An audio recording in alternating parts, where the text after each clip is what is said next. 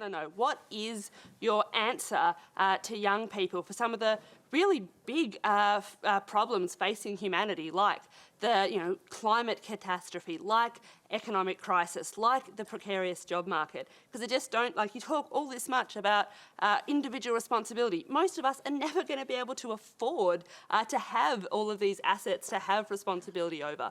So what is your advice beyond banal comments like clean your room? Well, it's actually rather difficult to answer a question that ends with your comments are banal, politely.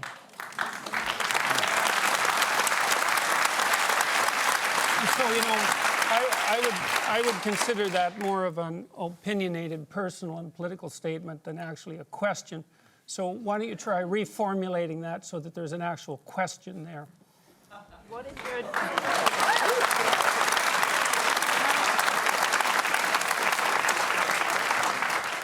So what is your advice to young people when you talk about you need to be individually responsible, but when there are things that are so far out of our control, like climate catastrophe, like the precarious job economy, like the They're not economic as far crisis? out of your control as you think. What is your answer to Do you think people that who you're are worse facing off these than questions? you think that you're worse off than your grandparents? I think there are different challenges. Do you think you're worse off than your grandparents? I think that Jordan, once again, we're not going to cross-examine our questioners.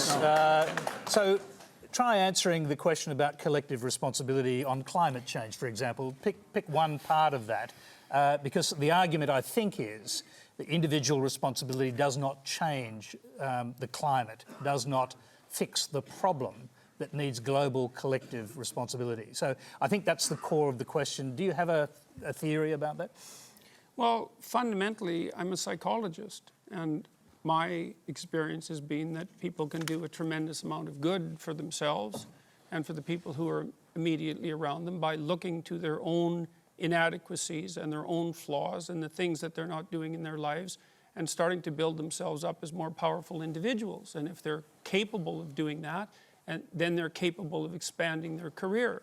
And if they're capable of expanding their career and their competence, then they're capable of taking their place in the community as effective leaders. And then they're capable of making wise decisions instead of unwise decisions when it comes to making collective political decisions. I'm not suggesting in the least, and have never suggested, that there's no domain for social action. I'm suggesting that people who don't have their own houses in order should be very careful before they go about reorganizing the world, which happens in many ways. So, can I just if a young person believes that the climate, the global warming problem on the climate is something that needs to be tackled quickly, and they can't wait until they grow up and become prime ministers to do it, do you think collective responsibility overrides individual responsibility in a huge issue like that? No. Okay. I don't. Okay. I think generally people have things that are more within their personal purview that are more difficult to deal with and that they're avoiding, and that generally the way they avoid them is by adopting pseudo-moralistic stances on large-scale social issues so that they look good to their friends and their neighbors. That's what it looks like.